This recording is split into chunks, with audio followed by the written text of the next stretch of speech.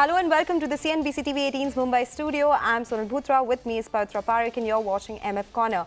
Well, we did write to you and we did ask you for your queries and we did get a lot of them. So just goes on to show how interested people are in the mutual fund space. Some of them are already investing and some of them are looking to invest in mutual funds. So good time to get all of these queries sorted and solved by our expert today. All right, so let's welcome her on the show now. We are joined by Prableen Bajpai, founder at FinFix Research and Analytics, to answer all of the queries that you guys have sent in. Prableen, it's always a pleasure having you on. So thanks for joining us today.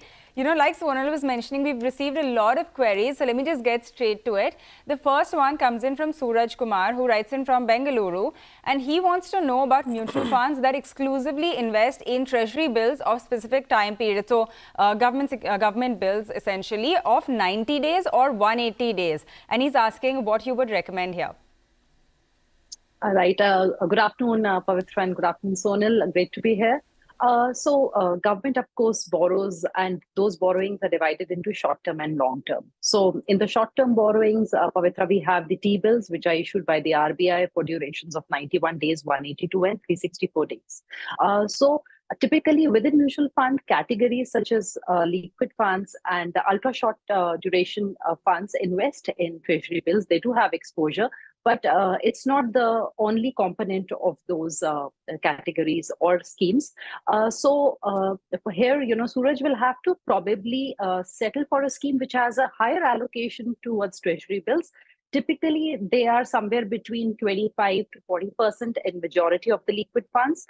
For certain liquid funds like Parikh, we have it as high as 78 to 80% exposure to treasury bills. So I think Suraj will have to go and see if he is comfortable with that allocation to treasury bills, but no exclusive products. Having said that, for longer duration, purely government securities, we do have the passive debt funds, with maturities of 2030, 2032. So for long-term exposure, he can look at those. Okay, all right. So this is a space which is slightly more difficult to understand. So thank you for making sense of that, Prableen. Rohit is writing to us from Pune. He says he's been investing in Axis Blue Chip and FlexiCap funds since 2020. This was at a time when Nifty was around those 10,000 levels. And now look at it, we are near the 21,000, 22,000 levels. He wants to know what are the future prospects of his investments and asks whether he should exit or remain invested. Prableen, what's your take here? Right, Sonal. Again, Axis funds, a lot of questions regarding, whether investors should keep holding or exit these different funds. So firstly, that these two funds, of course, follow a growth strategy typically, which was followed by Axis as a fund house. And these two funds also have a high overlap because as a flexi cap, also they have a high exposure towards the large caps, and the other is a large cap fund itself. So typically since 2021 onwards, 22, when we saw the rate hikes, any growth strategy fund has been severely impacted. And that includes not just Axis, but even fund houses like UTI, PGIM, which have been typically following a growth strategy. Now, having said that, because his allocation seems to be not too high, I would say that because he's kept these funds through a very difficult phase of 2022, 23, I think he can now wait for the rate cuts to come into play, and also some sort of movement in the large cap space itself. What we've seen is that during this time period, large caps, as we know, have been lagging, and it's been the mid caps and the small caps which have actually outperformed. And within those large caps, also the allocations to both these funds were majorly in HDFC Bank, Infosys, Avenue Supermarts, Bajaj Finance, which typically haven't moved. So I think because he's been so patient with them, perhaps another 6 to 8 months, if we are looking at the interest rate cut, there can be some sort of positive movement here, and then maybe he can be exiting at a better level. Okay, got that. That makes sense. And that is the word that we've been getting from all our experts as well, that maybe this is a time to be increasing allocation to large caps, or well, if you're in it, then stay put for now. The next query comes in from Rahul Khanna. He writes to us from MP and he's asking which type of schemes are best for systematic withdrawal plans without losing corpus. Prableen, what would you recommend for a systematic withdrawal plan? Systematic withdrawal plan, Pavitra, I think is a great tool, to manage your cash flows, take money out of a scheme. And I feel here what we are wanting to do is park our corpus in a fund where we don't see too much volatility, and during drawdowns, there is less erosion in the value of the fund. So multi-asset funds, balanced advantage funds are two of the preferred categories. Other than that, I feel large caps can also be used if he already has exposure to large caps.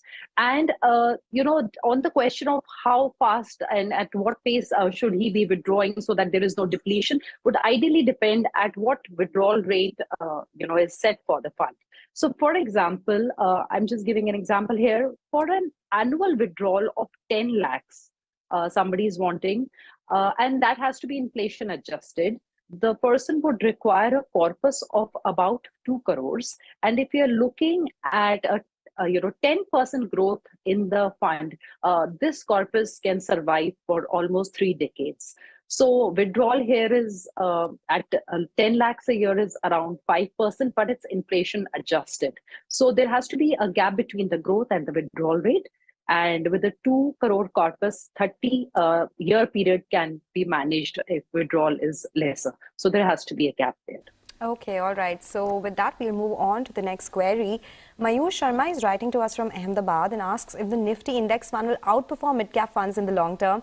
Also asks what should be the ideal allocation if one is looking to invest in index and mid-cap funds. That's an ongoing debate anyway, especially for this year after the outperformance that we've seen in the mid-cap index.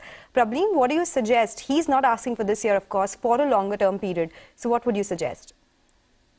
Sonal, I think mid caps and large caps both are a very, very crucial component of an overall mutual fund portfolio. And we can look at returns from 3 different angles here to give him a better perspective.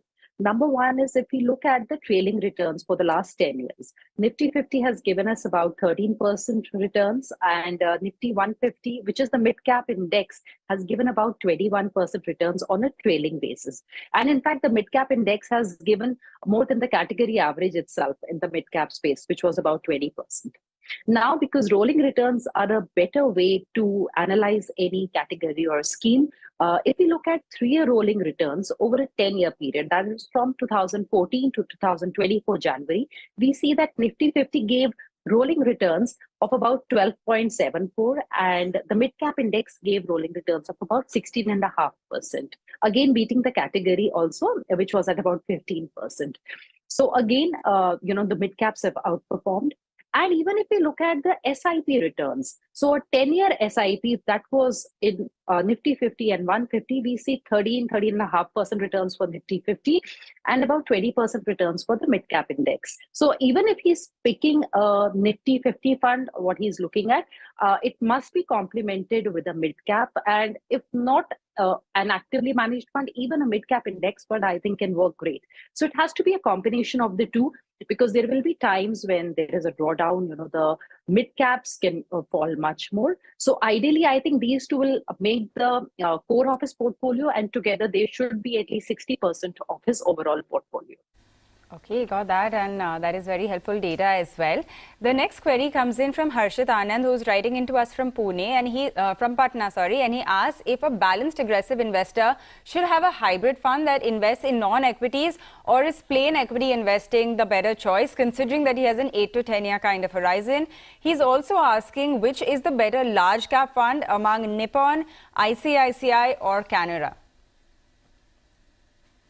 So for Harshit, the first part first, Pavitra, that whether he should go in for a hybrid aggressive category or the large cap space, or if the hybrid category is required. So if we just pick a comparison with how large caps have been, typically the rolling returns for aggressive hybrid category has been around 11.5%, and that for the large cap space has been about 12.5%. But if you look at the standard deviation or the volatility, for example, I'll pick SBI Blue Chip here. The volatility standard deviation has been about 12.5%. And for the aggressive hybrid fund that they have, the volatility has been about 9.5%. So the hybrid aggressive category is, I think, good for those who are looking at a large cap exposure, but wanting lesser volatility. But if it's a long-term portfolio, it is a category which can be skipped, and pure large cap fund can work as well.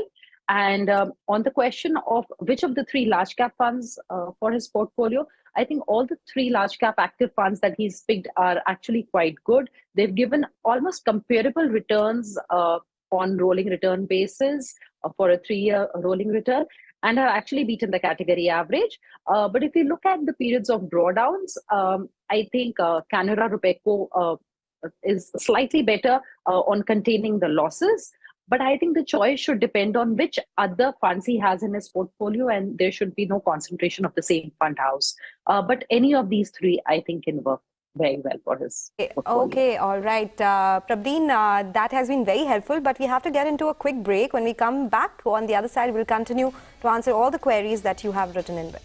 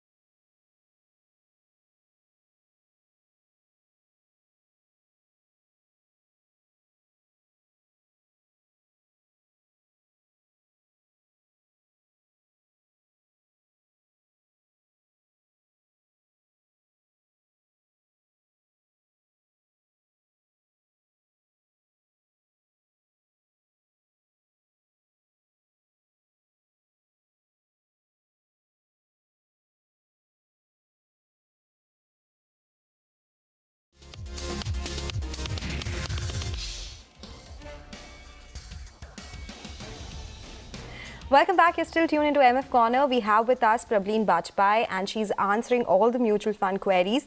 And the next query is actually on the phone line. So we do have a live caller with us. Neela is on the line from Tamil Nadu with an investment query. Please go on and tell us what your query is. Yeah, this is Neela. I'm 24 years old.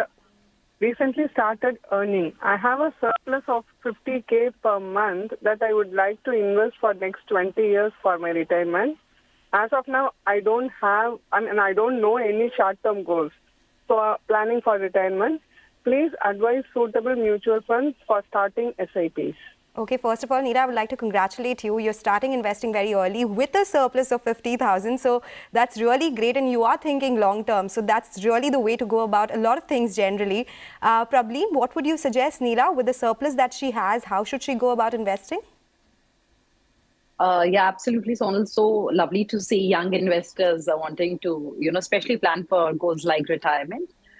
So with a 50,000 SIP, if we are looking overall, at portfolio returns of about 12%, Neela can actually create a corpus of 5 crores for herself in the next 20 years. The creation should be with a mix of active and passive strategies, because I think as we move, into the future, and because it's a 20-year period, I think passives will also play a very important role in the overall portfolio. So I think in the large cap and the mid cap space, she can pick a passive fund. A small cap can be added from the active category, and it can be complemented with a multi-cap or a flexi cap fund. So about 4 funds are good enough, and she can continue with that.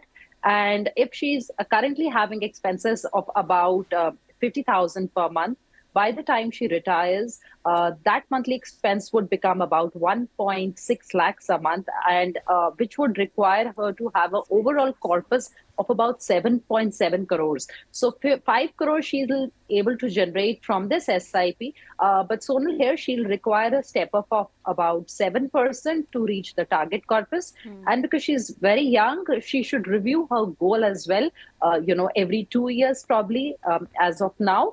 And of course, more closely, beyond about 35 years of age, to assess how close she is to her retirement corpus. Okay, got that. Neela, I hope that helps you, as you start on this investment journey, and all the best. Like we were pointing out, it's a great thing that you're starting so early on. Let's move on to our next query as well. We have K. Kapadia, who writes to us from Mumbai. Now, he has made investments in the Mirae Asset Large Cap Fund, the Kotak Flexi Cap Fund, as well as the HDFC Hybrid Equity Fund. He says that he's been investing money in these funds all the way since 2021, and the returns have not been very good. So he wants to know the future prospects of these investments, and also whether he should be moving some money or, consider any other funds. Prableen, actually all of these funds have a big large cap tilt. So, would you suggest moving some money, and also within the large cap space, are these good options? Because the returns haven't been too great.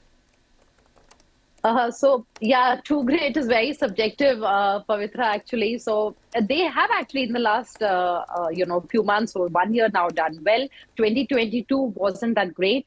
All these 3 category funds gave returns from 1.6% to 5% to about just 8% in 2022.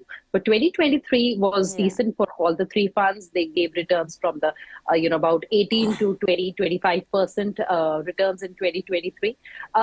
So one reason why they haven't performed, of course, like you mentioned, there's a large cap tilt, and we saw large caps actually not perform that well during the last year. Only it was, towards the last 2 months that there was some movement. At this stage, I would say that this portfolio can be continued, considering that there is a higher potential for large caps to perform well in the current year. But from a long-term perspective, definitely, there has to be allocation towards the mid-cap and the small caps as well. So the portfolio is not very balanced, I would say. Gradually, some allocations have to be taken towards the mid-cap and small cap. And I think the ideal way would be to do it through SIPs, so that, the market volatility can be utilized to, his benefit. Okay, all right. So, so many people have written into us, and looks like this time is really short to answer all of them. So we do have one more query, Prableen. I think it is the last one as well.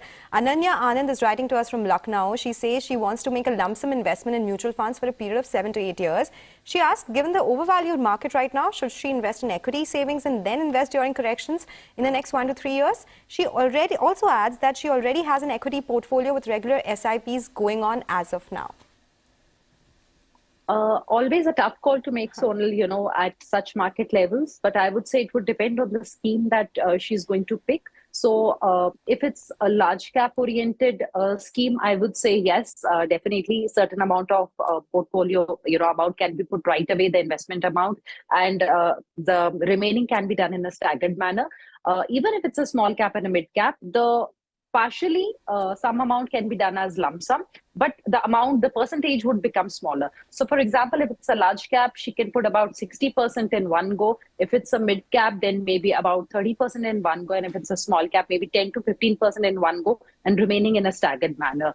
I think that can be an approach that she can take. But I think the final decision would actually depend on the particular scheme that she's going to invest into, because the sectoral allocations and the current positioning of the portfolio becomes very important to take that call. Okay, got that. Prableen, thanks a lot for joining us and helping us with all of these many queries that have come in. I'm sure it's been helpful to all of our viewers as well. But with that, we're going to wind down on this edition of MF Corner. Thank you very much for tuning in. We have Closing Bell up on the other side.